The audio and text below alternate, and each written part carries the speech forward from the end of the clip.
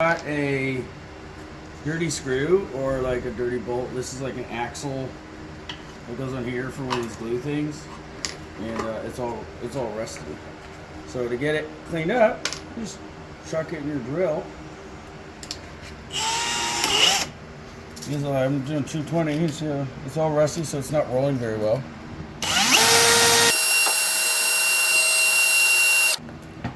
Now it's polished. And if you want to clean up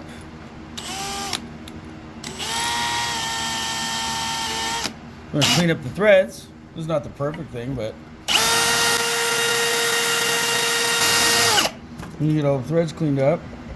And if you want a nice looking bolt,